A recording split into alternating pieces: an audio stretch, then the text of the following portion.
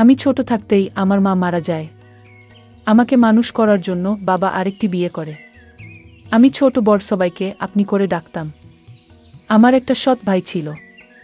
আমার সৎ ভাইয়ের চরিত্র তেমন একটা ভালো ছিল না।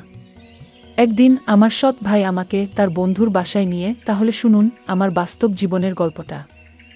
আমার নাম তিনা আক্তার। গরিব পরিবারের মেয়ে আমি। বাবা কৃষি কাজ করে। তিনা পড়ালেখায় অনেক ভালো, তাই পড়ানোর আগ্রহটাও বেশি। তিনাকে পড়াতে চাই, তাই তো কষ্ট করে হলেও ভার্সিটিতে ভর্তি হয়েছে। আজই গ্রাম থেকে এসেছে, এসেই এমন এক অবস্থায় পড়েছে তিনা, দেখতে অসম্ভব সুন্দর, অনেক নরম মনে। যখন তখন যাকে তাকে বিশ্বাস করে ফেলে। লেখাপড়া ছাড়া আর কোনো কিছু বুঝে না। গরিব হলেও অনেক আদরে তিনা সবার চোখের মণি। কিন্তু তিনার বাবার পক্ষে এত টাকা জোগাড় করা কষ্ট হচ্ছিল। কোথায় থেকে এত টাকা আনবে? মেয়েটার বড় ইচ্ছা কলেজে লেখাপড়া করে বড় কিছু হওয়ার। কিন্তু আমার তো নুন আনতে পান্তা পুরাই। আমার বাবা রাত দিন পরিশ্রম করে আমার লেখাপড়ার খরচ বের করত। কিন্তু বাবার কষ্ট আমার কিছুতেই সহ্য হতো না। আমি বাবাকে বললাম, বাবা, আমার জন্য তোমার এত কষ্ট করতে হবে না। আমি লেখাপড়ার খরচ আমি নিজেই বের করতে পারবো। বাবা বলল, তুই কেমন পারবি? বাবা, তুমি কোনো চিন্তা করো না, শুধু আমার প্রতি দোয়া রাখো। আমি ভার্সিটিতে পড়ালেখা করব বাবা। এটা আমার স্বপ্ন। আমার একটা সৎভাই ছিল। আমার মা ছোটবেলায় মারা যান।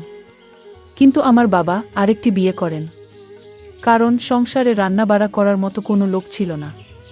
আর তাই বাধ্য হয়ে বাবা বিয়েটা করল। আমার সৎ মাও আমাকে খুব ভালোবাসেন। নিজের মায়ের মতো আমিও দেখি। কিন্তু আমার একটা সৎভাই ছিল, তার নাম জিসান। সে লেখাপড়ায় খুবই কাঁচা। লেখাপড়া না করে সারাদিন আড্ডা মারে বন্ধুদের সাথে। লেখাপড়ার প্রতি তার কোনো আগ্রহ নেই। আমার সৎ ভাইয়ের কোনো মতলব ভালো না। সে কিছুদিন আগে বন্ধুদের সাথে ঝগড়া করেছে, একটা ছেলেকে মেরেছে। কিন্তু এই ছেলের চিকিৎসার সমস্ত খরচ আমার বাবার বহন করতে হয়েছিল। আমার বাবার কথার অবাধ্য থাকতে সবসময়। আমি এত ভালো লেখাপড়া করি, তার প্রশংসা শুনলে তার মাথা নিচু হয়ে যেত। আমার প্রশংসা সে কিছুতেই সহ্য করতে পারত না। কারণ আমি তার সৎ বোন ছিলাম। নিজের আপন বোন হলে আজ সে খুশি থাকত হয়তো। যাই হোক, আমার সৎ ভাই কিছুদিন পর একটা মেয়েকে পছন্দ করে। তাকে সে বিয়ে করতে চায়। কিন্তু তার তো কোনো কর্ম নেই, বিয়ে করে কিভাবে সংসার চালাবে? বাবা তাকে নিষেধ করেছে যে তুমি এখন বিয়ে করতে পারবে না, আগে একটা চাকরি করো, তারপর দেখা যাবে। আমার সৎ ভাইটি তখন বাবার সাথে রাগারাগি করল। বলল, ওই মেয়েকে না পেলে সে বাঁচবে না, নিজেও মরে যাবে, আর কত কি বলতে লাগলো। আমার ভাই বাবার সাথে রাগ করে বাড়িতে থেকে চলে গেল। একটা বেসরকারি প্রতিষ্ঠানে চাকরি নিল আমার সৎ ভাই। এর মধ্যে মেয়েটির বিয়ে হয়ে যায় অন্য জায়গায়। যার জন্য সে চাকরি নিল তাকেই পেল না। আমি তাকে সান্ত্বনা দিলাম, ভাইজা, আমি তোমাকে এর চেয়ে ভালো মেয়ে আমার ভাইদের জন্য নিয়ে আসব। সে তখন আমায় বলল, আপু, তোরে একটা কথা বলি। আমি বললাম, কি কথা ভাইজা? জিসান বলল, আমি তোর লেখাপড়ার সমস্ত খরচ আমি দিব। আমি তোর স্বপ্ন পূরণ করব। এই কথাটা শুনে আমার ভালো লেগেছিল।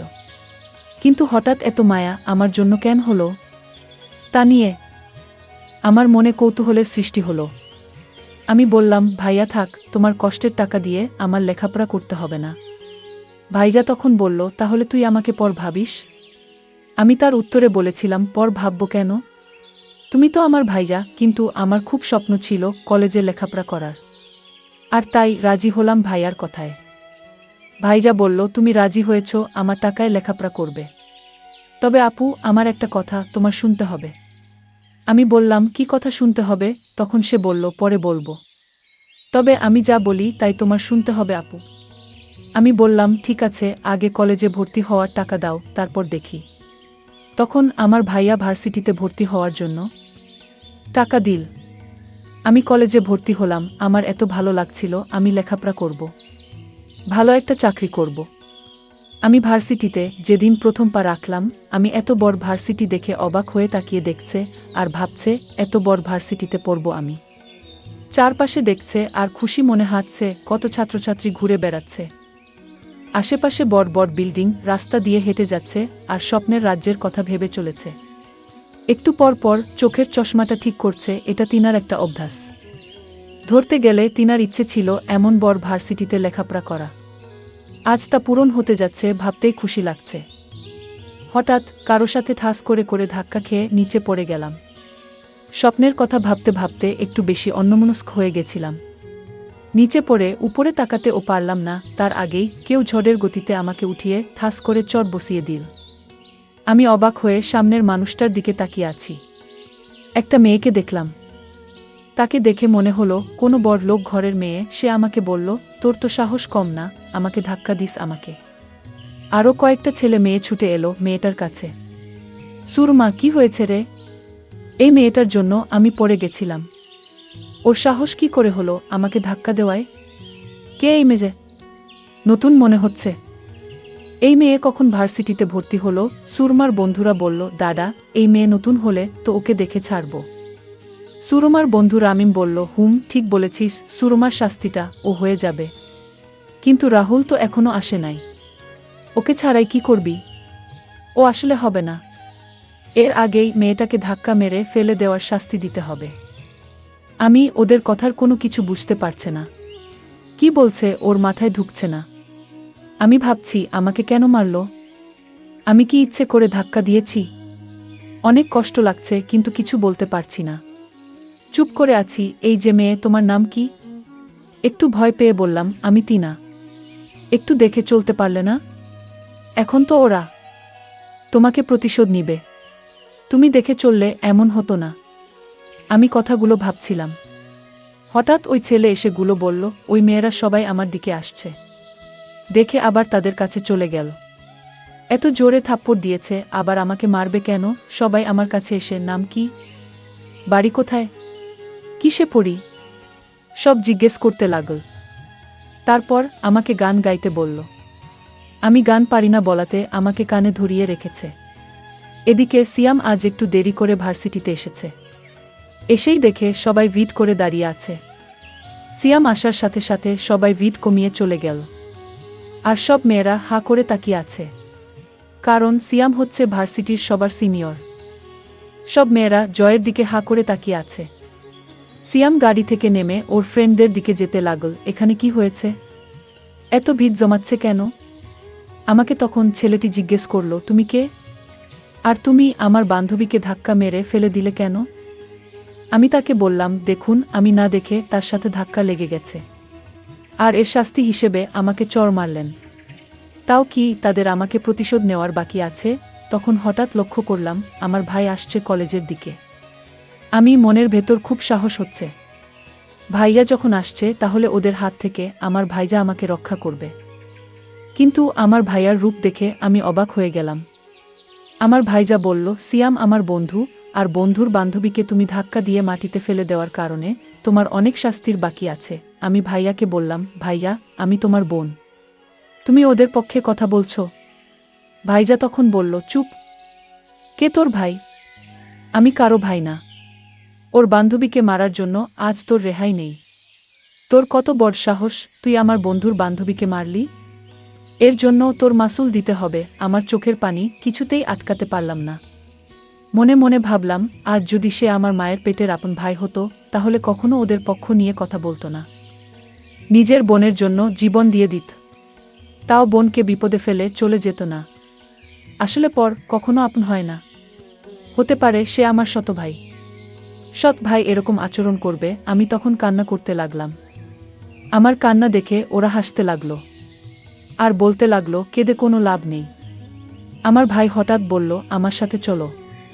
আর ওরা বলল, আজ তুই বেঁচে গেলি তোর ভাইয়ার জন্য। ভাইজা বলল, আমি তোকে টাকা দিয়ে কলেজে ভর্তি করিয়েছি, সেই টাকার কথা কি ভুলে গেছ? আমি বললাম, কি করতে হবে আমাকে বলো, আমি তোকে নিয়ে আমার বন্ধুর বাসায় যাব। আমি বললাম, বন্ধুর বাসায় কেন?